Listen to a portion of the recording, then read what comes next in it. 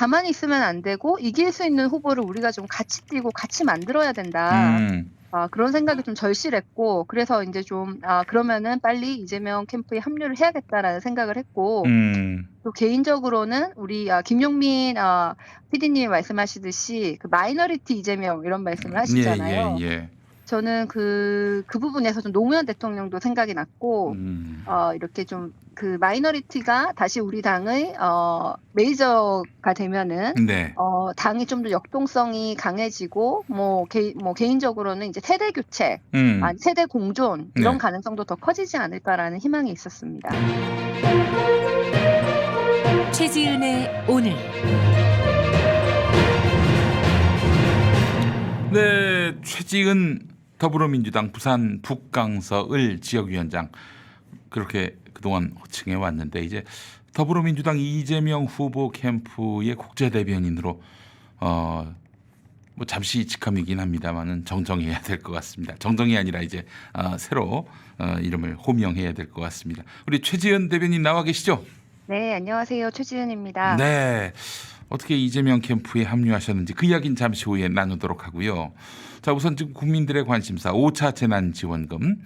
어제 그 송영길, 이준석 두 여야 대표가 전국민 지원 합의했다 이렇게 발표를 했는데 야당이 100분 만에 번복했습니다. 이거 어떻게 되는 겁니까?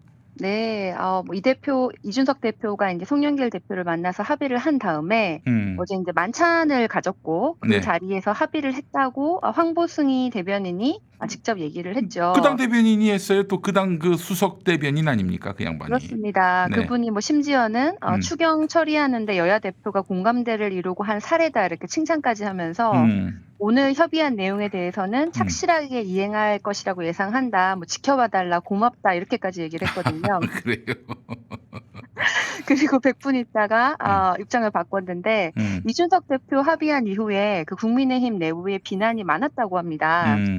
김기현 원내대표 등 그 원내 지도부와의 사전 협의가 없었다. 또 기존 국힘의 의견과 반대되는 입장이다. 이런 비난이 많았는데 그래서 이것을 아주 빨리 이준석 대표가 소상공인부터 지원하고 여유가 있으면은 전 국민 지원할 수도 있다. 이렇게 입장을 급격하게 선회하게 됩니다. 아이고 참.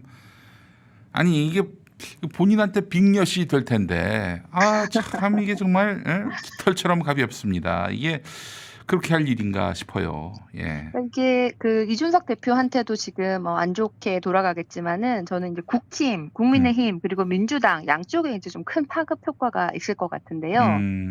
국민의힘은 일단 이제 국민들이 실망하시겠죠. 그렇죠. 우리 국민은 지금 힘든데 국민의힘은 오락가락하고 분란만 일으키고 있냐. 재정 지원을 좀 더 빨리 그리고 더 많이 해달라.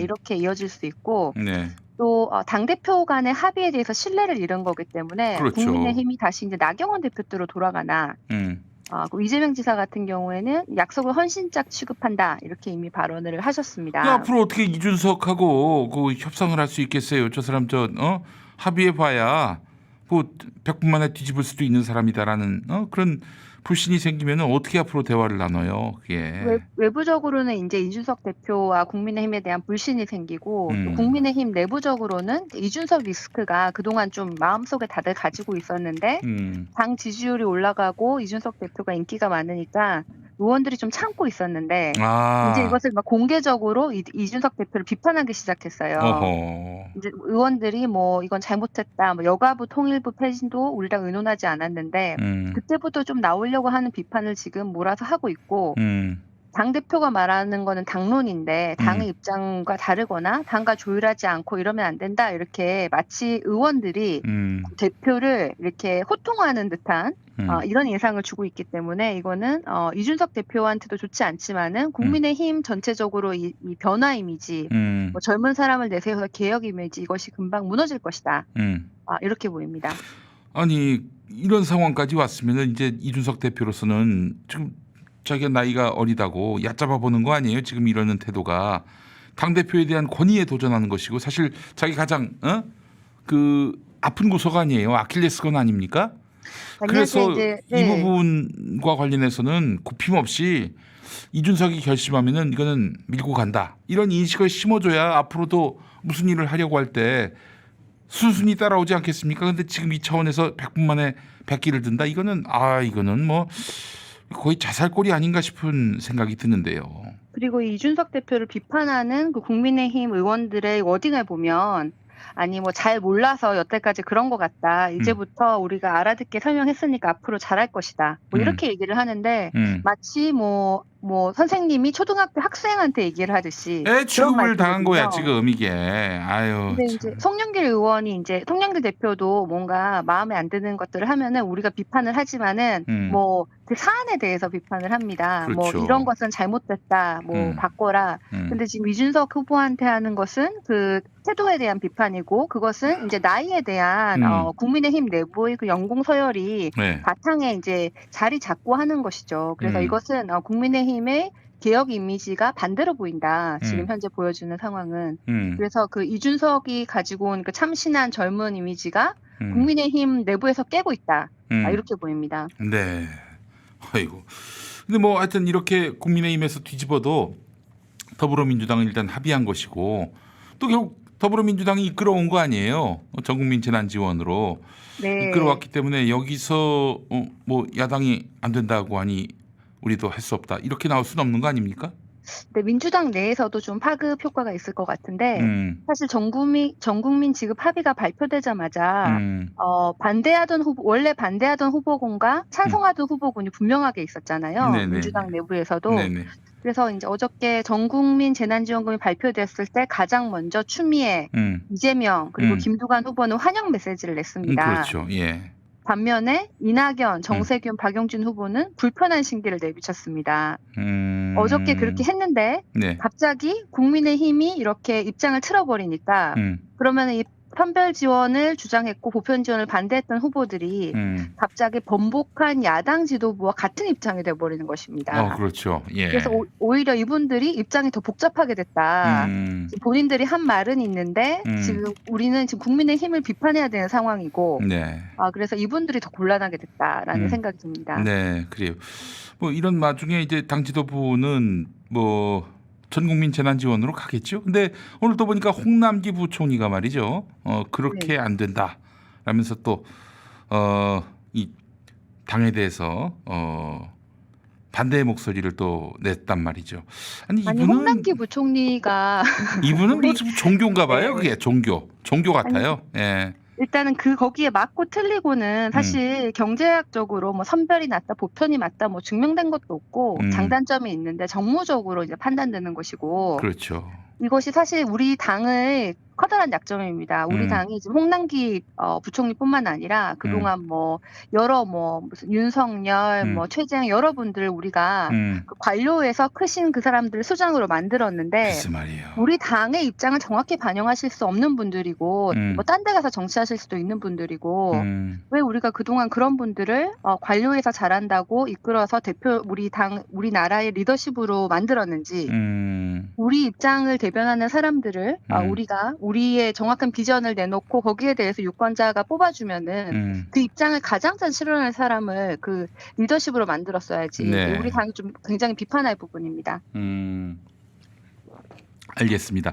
자, 우리 최지은 위원장께서 이재명 캠프에 합류하셨어요. 어제 그래서 이동형 TV 나가서 방송하시던데.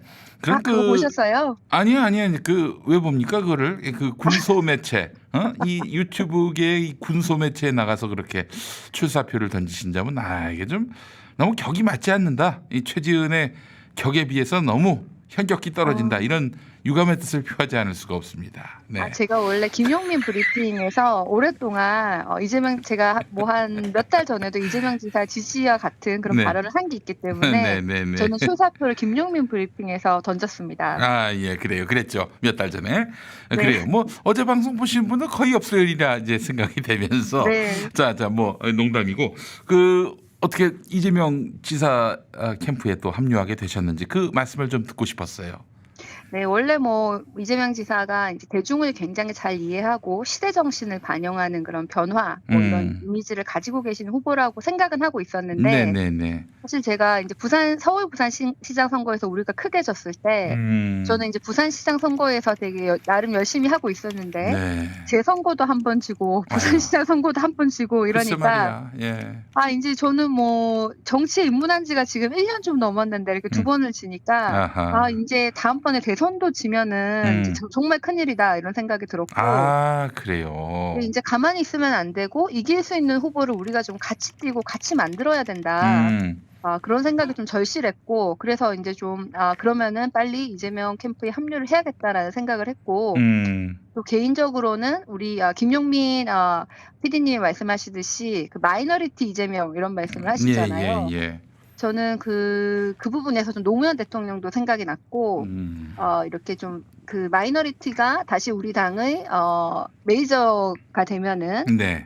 당이 좀 더 역동성이 강해지고 뭐 개인적으로는 이제 세대 교체, 세대 공존 이런 가능성도 더 커지지 않을까라는 희망이 있었습니다. 네, 우리 최지은 위원장께서 맘스 시사에도 나오셨고 그때 말씀을 쭉 들으면서 야, 이분에게는 정말 약자에 대한 감수성이 정말 엄청나구나. 이런 분이 이재명 지사 캠프에 합류한다면은 상당한 시너지가 나겠다. 그런 생각은 했었는데 아이고 너무 참 다행이고 개인적으로 반갑습니다. 네. 네, 고맙습니다. 자, 거기서 국제 대변인 맡으셨어요? 네, 국제대변인은 제가 민주당에서도 활동하던 글쎄 말이에요. 곳이고, 예. 국제 관련 분야에서 이제 이 후보님을 대변하는 건데, 과거에는 이제 외신 대변인이라고 외신 기자를 상대하는 거였지만, 제가 느끼기에 국제대변인은 이제 뭐 당장 지난주에는 통일부 폐지 관련 논평을 낸 것이나, 이제 이번 주는 이제 한일 정상회담 등의 이슈를 지켜보고 있기 때문에 이제 국제 관련 분야에서 이 후보님을 대변한다. 이런 입장이 있고, 또 제 개인적으로는 제가 경제 전문가이기 때문에 글쎄 말이에요. 해외에 있는 경제 인맥이라든지 세계은행 보고서라든지 이런 해외 자료를 활용해가지고 해외에서 보는 이 지사님의 뭐 주요 공약, 예를 들어서 기본소득 이런 것에 대해서 좀 더 내용을 지원하고 이 지사님의 메시지와 정책을 더 풍요롭게 만드는 역할을 할 예정입니다. 그러니까 이제 단지 그 브리핑을 이제 외국어로 만들어서 이제 그 전파하는 정도가 아니라 외교 통일 전략도 같이 세우는 그런 아주 브레인 역할을 하시는 거군요. 뭐 저는 그렇게 희망하는데 뭐 외교 통일 전략에 대해서 이제 이미 정책 자문단이 있으시고 또 저도 이제 그분들이랑 가깝게 앞으로 일할 예정입니다. 그런 분들이 이제 누굽니까? 갑자기 저분이 문정인 교수님 같은 분들 아니에요? 그리고 문재인 정부 이정석 장관님, 장관님 그리고 뭐 여러분들이 계시고 또 경제 분야에서는 이정우 이사장님 다 이제 노무현 정부 때 다 활동하셨던 분들이 많으십니다. 네, 그야말로 개혁파. 맞습니다. 또 평화파 이런 분들이 지금 이재명 지사 캠프에 함께하고 계세요. 거기 또 이제 실무 간판으로 또 우리 최지은 위원장께서 또 역할을 하게 되니 너무나 든든합니다. 기대가 되고요. 자, 이재명 지사 입장에서는 사실 결선 투표 없이 바로 더불어민주당 후보가 되기를 바랄 텐데, 근데 그 예비 경선 과정에서 지금 지지율이 떨어졌고 오늘 또 윈지코리아 컨설팅의 조사 결과를 보면은 양자 대결 때 이낙연 후보가 윤석열 후보를 이기는 걸로 나왔고 또 이재명 후보는 간발의 차로 또 윤석열 후보에게 밀리는 걸로. 그러니까 다 오차범위 아니긴 하지만은 이 우열만 놓고 보자면은 사실 좀 굉장히 안 좋은 지표가 나왔단 말이죠. 자, 이 원인 분석을 했을 것 같습니다. 어떻습니까? 뭐 저는 이게 순간적인 거라고 보이고 이게 잠깐 일어나는 현상이다. 여론조사는 좀 추이를 지켜봐야 되지 않습니까? 추이를 봐야 돼요. 추이를 봤을 때 6월 달부터 계속 뭐 아주 오랫동안 그리고 뭐 지난달을 봤을 때도 이낙연 전 대표께서는 이제 이 추이가 떨어지고 있었고 그리고 윤석열이 계속 앞서고 있다가 네. 양자 대결을 할 때 이재명 지사가 이기기 시작한 게 최근이었거든요. 네네네. 그래서 이런 추이를 봐야 되기 때문에 지금 뭐 아주 소수의 한두 개 정도 여론조사 결과를 가지고 결론을 내릴 수는 없다. 그리고 사실 이 이재명 지사님과 이낙연 전 대표님의 이 그 지지율 차이가 뭐 지금 오늘 윈지는 좀 새로 나왔지만은 네. 어제까지만 해도 KSOI가 좀 특별하게 달랐어요. 다른 여론조사랑. 네네네. 그래서 여론조사별로 굉장히 다양하기 때문에 네. 이 조사 결과를 좀 추이를 지켜봐야 되고 사실 선거 때는 여론조사가 돈다, 뭐 이 전화로 받아라, 뭐 이런 것들이 어느 정도 영향을 미칩니다. 네네네. 그래서 이제 한 여론조사로 결론을 내릴 수는 없다.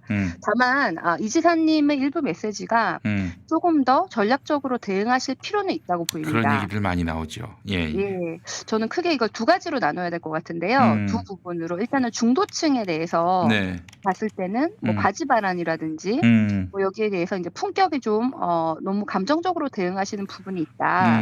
이렇게 걱정하시는 분도 있으세요. 네네네. 지지층은 또 그런 발언이 오히려 좋다라고 하시는 분도 있지만, 네네네. 그래서 이런 중도층에 대한 메시지와 또 반대로 지지층에 대한 메시지를 좀 구분을 해야 되는데. 네. 지지층은 오히려 뭐 김 빠진 사이다다, 뭐 발언이 명료하지 않다 이렇게 또 말씀을 하시거든요. 예. 근데 이분들이 한 메시지를 가지고 이렇게 얘기를 하시는 것이 아니라 중도층이 좋아하지 않은 메시지와 지지층이 좋아하지 않은 메시지가 따로 있어요. 그래서 이 두 토끼를 충분히 다 잡을 수 있고 예를 들어서 지지층 같은 경우에는 뭐 지난번에 김경률 회계사에 대해서 좋은 아이템이라고 얘기를 했다든지 네네네. 뭐 기본소득이 1번 공약이 아니다라고 얘기를 했다든지 그런 것에 대해서 오히려 김 빠진 사이다라고 생각을 하고 네. 중도층은 또 다른 것으로 얘기를 하기 때문에 부분적으로 전략적으로 좀 메시지를 좀 더 강화를 하면은 좋겠다는 생각이 들고 다만 이제 이재명 지사님은 이제 어저께 뭐 권투를 하는데 이렇게 공격할 수 없는 권투를 하는 기분이다 이런 발언을 하셨는데 네네네. 이제 1위 후보로 그동안 1위 후보로 통합을 하면은 모두를 다 끌어안아야 되는 그렇죠. 경선보단 본선이 더 중요한 그런 1위 후보였잖아요. 예. 그래서 누구도 이렇게 적으로 만들 수가 없고 네거티브보다는 이렇게 통합해야 되는 그런 상황이었기 때문에 어느 정도 지금 메시지가 나온 그 배경은 그런데 앞으로는 이 중도층 지지층을 다 만족할 수 있는 메시지를 조금 더 전략적으로 대응하실 필요는 있다고 보입니다. 그게 사실은 이낙연 후보가 무너진 게 그 사면론 때문 아니겠습니까? 좀 봉창도 드리는 이야기였죠. 그러니까 지지층이 그 개혁이 그다지 진도를 나가지 못하고 있는 와중에 뜬금없이 중도층 잡는다고 저 사면론을 제기해서 이 사람은 진짜 도저히 우리 지지자들과 한 배를 탈 수 없는 사람이구나 이런 낙인이 박혀가지고 계속 하락세였단 말이죠. 근데 최근에 들어서 아무래도 2위로 밀려나다 보니까 선명한 목소리를 막 내면서 왜 이 지사는 윤석열에 대해서 제대로 얘기 못하느냐, 왜 검수완박 얘기 못하냐. 이 이야기를 들으면 너무 기가 막히죠. 사실 작년에 당대표 할 때는 그 얘기를 들었어야 할 사람이었는데 이제 와가지고 자기가 2등으로 밀려났다고 그 얘기를 하니까. 근데 거기에 대해서 이재명 지사께서 너무 좀 좀 뜨뜻미지근한 말들을 하다 보니까 이 진성 지지층들 특히 촛불 시민들 검찰개혁을 외쳤던 그런 지지자들에게는 굉장히 좀 상실감을 준 부분도 있었어요. 그래서 좀 김 빠진 사이다라는 얘기는 아마 여기서 나온 게 아닐까 하는 생각이 드는데 물론 이제 사실은 또 당 밖에서 이 사태를 달리 보는 사람들의 마음도 헤아릴 필요가 있는데 지금은 경선 아니겠습니까? 경선에서는 당 지지자들이 우선인데 여기서 왜 중도 전략을 취하는지는 그래서 이 캠프 내에 이 전략가들이 도대체 무슨 이런 엉뚱한 그런 현상 인식을 하고 있나 하는 그런 생각이 들었거든요. 네, 이렇게 이제 우리 시청자분들이시나 아니면 이렇게 방송에서 피드백을 주시는 것들이 굉장히 도움이 많이 되고 저도 이런 여론들을 다 캠프에 전달하도록 하겠습니다. 그래서 이제 집단 지성으로 우리가 좀 더 이제 메시지 같은 것도 같이 더 잘 만들 필요가 있고 다만 이 이낙연 후보에 대해서 이재명 지사가 네거티브를 하지도 않고 계시고 지금은 방어의 입장이었다. 그게 사실은 이제 그게 1위 후보가 사실은 해야 되는 거고 그렇게 하고 있는 상황이고 그리고 이 지지율이라는 것이 뭐 지금 7월이고 9월에 선거인데 여러 가지 변수가 있을 수 있습니다. 그리고 이재명 지사는 굉장히 적은 지지율부터 아주 천천히 꾸준히 올라왔고 여러 가지 네거티브를 다 이겨내고 이렇게 올라오고 있는 이제는 거잖아요. 뭐 털 게 없어요, 사실은.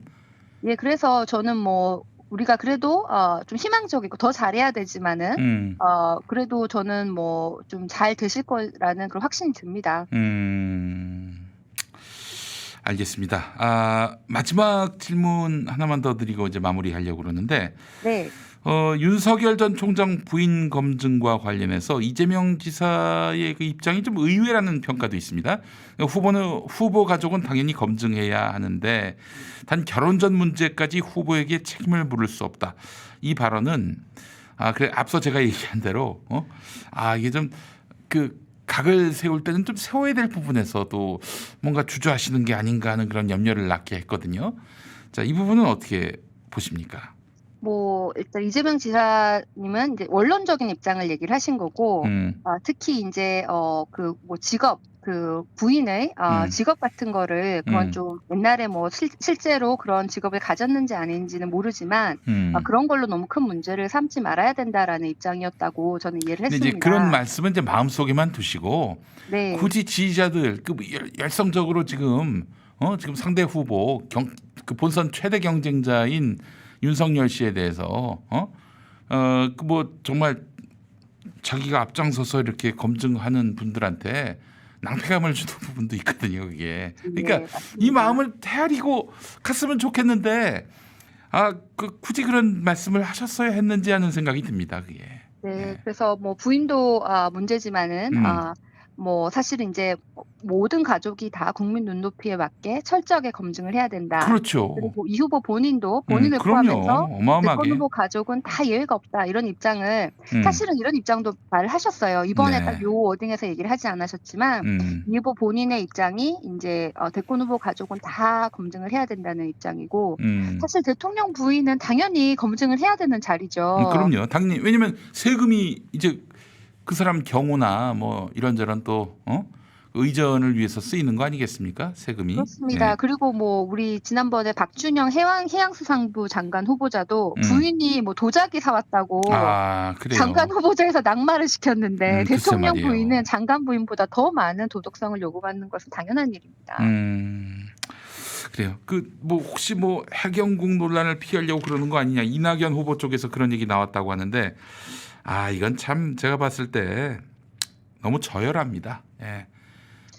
이게 정말 이런 식으로 나가면 안 될 것 같아요. 지금 거의 뭐 이재명 지사 혐오하는 사람들을 거의 앞세워서 이렇게 경선판을 흐리고 있는데 이게 이낙연 전 대표의 품격과는 완전히 그 배치되는 그런 흐름인 것 같아서 너무 좀 안타깝습니다. 예. 제가 조금 걱정되는 거는 지금 이제 이렇게 지지율이 1, 2위 후보의 지지율이 이렇게 조금 반전이 있으니까 역동성이 있으니까 당 전체 경선에는 사실 흥행이 되고 당 지도부 입장에서는 좋아할 만한 일입니다. 그런데 조금 걱정이 되는 것은 이렇게 치열해지면 질수록 나중에 통합하기가 더 힘들어지는 느낌이 들고 저는 뭐 이제 그 TV 토론 이후로 벌써 한 이번 주부터 과열되고 있는 이 느낌이 드는데 지금이 7월인데 한 8월 말 정도면은 얼마나 많은 그 과열과 뭐 비방과 뭐 예를 들어서 뭐 한 후보를 굉장히 지지하고 다른 후보를 엄청나게 비난했던 지지자가 갑자기 다른 후보가 우리 당 후보라고 지지하기 쉽지가 않잖아요. 그렇죠. 예. 거기에 대한 걱정이 되는데 지금 민주당에서 코로나 방역 때문에 어쩔 수 없이 경선 연기를 하는 것을 좀 열어둔 면이 있어요. 그대로 하지만은 상황에 따라서 좀 한 뭐 조금 정도 연기하는 건 좀 상황을 보겠다라고 발언하셨는데 뭐 이게 실무적인 이유로 뭐 2주 정도 연기한다 이런 것은 문제가 되지 않는데 제가 걱정이 되는 것은 원래 9월 초에 지금 일정은 9월 5일 날 1차 경선을 하고 거기서 50%가 넘지 않으면은 9월 10일 날 2차 경선을 이제 마지막으로 하기로 되어 있는데 만약에 50%가 넘지 않으면은 5일 후에 2차를 하는 것이 아니라 그걸 한 11월쯤에 늘린다. 뭐 이렇게 되는 경우는 정말로 큰 분란이 일어나서 그 다음에 통합하기가 힘들 것이다. 그런 것은 우리가 지지자들이 좀 딱 주의하고 있다가 미리 막아야 된다는 말씀을 드립니다. 있을 수 없는 얘기입니다. 그거는. 예. 자, 최지은 더불어민주당 이재명 후보 캠프의 국제 대변인과 함께한 시간이었습니다. 앞으로 맹활약을 기대하겠습니다. 네, 고맙습니다. 네.